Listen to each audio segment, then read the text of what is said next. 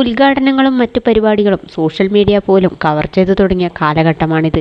പലപ്പോഴും സിനിമാ താരങ്ങൾ തന്നെയാണ് ഈ പരിപാടികളിൽ കൂടുതലായി എത്താറുള്ളത്. അവിടെ സോഷ്യൽ മീഡിയയിലൂടെ തത്സമയം വീഡിയോകൾ പങ്കുവയ്ക്കുകയും ഓൺലൈൻ ചാനലുകൾ ഏറ്റെടുക്കുകയും ഒക്കെ ചെയ്യുന്നത് പതിവാണ്. അത് പക്ഷേ ചില വിവാദങ്ങൾക്ക് തിരികൊളുത്തുന്നതും നാം കണ്ടതാണ്. സിനിമ, സീരിയൽ മേഖലകളിൽ തിളങ്ങിയവർ, സോഷ്യൽ മീഡിയ സെലിബ്രിറ്റികളും ഒക്കെ ഇത്തരത്തിൽ പരിപാടികളുടെ ഭാഗമാകാറുണ്ട്. അവർക്ക് ഒക്കെ ധാരാളം വിമർശനങ്ങളും നേരിടേണ്ടി വന്നിട്ടുണ്ട്. അത്തരത്തിൽ ധാരാളം പേർ വിമർശിച്ചിരുന്ന വ്യക്തിയായിരുന്നു മഞ്ജു പത്രോസ്. ബിഗ് ബോസ് എന്ന റിയാലിറ്റി ഷോയുടെ ഭാഗമായി പോയിടത്തു നിന്നാണ് മഞ്ജു പത്രോസിൻ്റെ വീഴ്ചയുടെ തുടക്കം. അതിനെക്കുറിച്ച് ഇപ്പോൾ സംസാരിക്കുകയാണ് സംവിധായകൻ കൂടിയായ ആലപ്പി അഷ്റഫ്. ഒരുപാട് ബുദ്ധിമുട്ടുകൾ നേരിട്ടിട്ടും തളരാതെ പിടിച്ചുന്ന വ്യക്തിയാണ് മഞ്ജു പത്രോസ് എന്ന് പറയുകയാണ് അദ്ദേഹം. ഒരു ഘട്ടത്തിൽ അവർക്ക് ജീവനെടുക്കാൻ വരെ തോന്നിയെന്നും ആലപ്പി അഷ്റഫ് പറയുന്നു.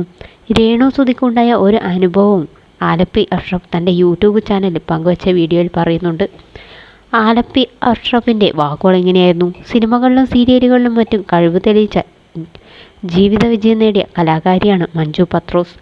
ബിഗ് ബോസ് എന്ന റിയാലിറ്റി ഷോയിൽ പങ്കെടുത്തപ്പോൾ അവർക്ക് അവിടുത്തെ പ്രകടനത്തിൻ്റെ പേരിൽ അല്പം ഡാമേജുകൾ സംഭവിച്ചുവെങ്കിലും പിന്നീട് അവർ അതെല്ലാം മാറ്റിയെടുത്തു. എന്ന് മാത്രമല്ല, അവരുടെ സാമ്പത്തിക ഭദ്രത ഉറപ്പുവരുത്താൻ ഇത് സഹായിച്ചു. എങ്കിലും അവരെ പുറകെ നടന്ന് വേട്ടയാടുന്ന ഒരു വിഭാഗം ഇപ്പോഴുമുണ്ട്. മരിക്കാത്തവരെ കൊന്നും ഡിവോഴ്സ് ആവാത്തവരെ തമ്മിൽ പിരിച്ചും ഗർഭിണിയാവാത്തവരെ അങ്ങനെയാക്കിയുമൊക്കെ മാധ്യമധർമ്മം തുടങ്ങിയിട്ട് കുറേ നാളായല്ലോ എന്നാണ് അവർ തനിക്കെതിരായ ആരോപണങ്ങളെക്കുറിച്ച് പറഞ്ഞത്.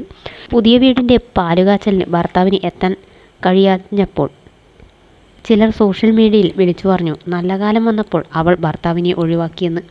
ജീവിതം കൈവിട്ടു പോകാൻ പോകുന്നു എന്നറിഞ്ഞ നിമിഷത്തിൽ അത് കെട്ടിപ്പടുക്കാൻ വേണ്ടി അഹോരാത്രം ഓടിയവളാണ് ഞാൻ എന്നാണ് അവർ പറഞ്ഞത്. പണമില്ലാത്തതിൻ്റെ പേരിൽ സ്വന്തം കിഡ്നി വിൽക്കാനും, എന്തിനേറെ പറയുന്നു, ഒരു വേള ഗത്യന്തമില്ലാതെ ജീവനെടുക്കാനും ഒക്കെ തീരുമാനിച്ചവരാണ് അവർ.